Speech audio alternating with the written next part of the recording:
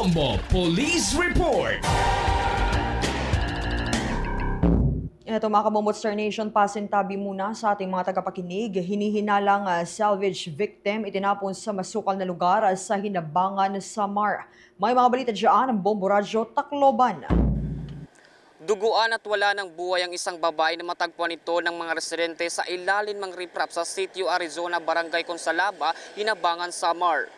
Ayon kay Police Lieutenant Christian Callis, officer in charge Hinabangan Municipal Police Station, nakatanggap sila ng tawag mula sa residente na sumali ng Grand Rally sa Hinabangan, kung saan sila ang unang nakakita sa katawan na agad naman rumisponde ang kapulisan kasama ang Soko at Hinabangan MDRMO. Nakasuot ang biktima ng jacket, singsing na may sugat sa noo at duguan ng katawan kung saan nawawala ito ng ilang araw na at tatagpuan na lang sa Sitio Arizona, Barangay Consalaba, Hinabangan, Samar, bandang alas 6 ng umaga sa baba ng riprap at masukal na lugar. Samantala, ayon sa Hinabangan Police, kinilala ito bilang alias Jean at 47 taong nagulang.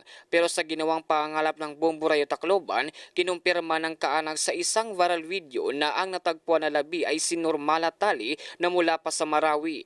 Ayon sa kamag-anak, simula daw nang umalis ito sa kanilang lugar, hindi na muli nilang nakontak ang biktima. Buong pagtataka pa ng otoridad kung papaano para sa ganong lugar ang biktima gayong ito'y galing pa ng Mindanao. Tinitignan na ng mga kapulisan ng mga anggulo kung sino ang nasa liko ng pagpatay sa naturang babae at kung ano ang motibo nito. Bagamat malabo pa ang krimen, hustisya naman ang hinihiling ng pamilya ng biktima. Yung nakapag-inform po sa amin regarding dun sa na may patay dun sa Barangay Consalaba, sitio po ng Arizona.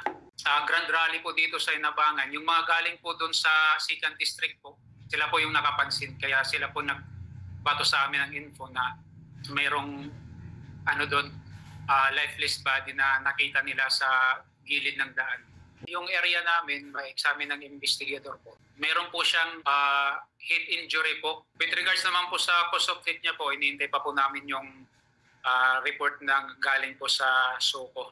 Nandun po siya nakalagay sa gilid, sa baba. Kompleto naman po yung damit niya po, sir, pambaba at saka pantaas. So far, sir, inihintay pa po namin yung report, sir, ng Soko. Sa ngayon, iniimbestigahan pa ng kapulisan ang nasa likod ng karumaldumal na krimen.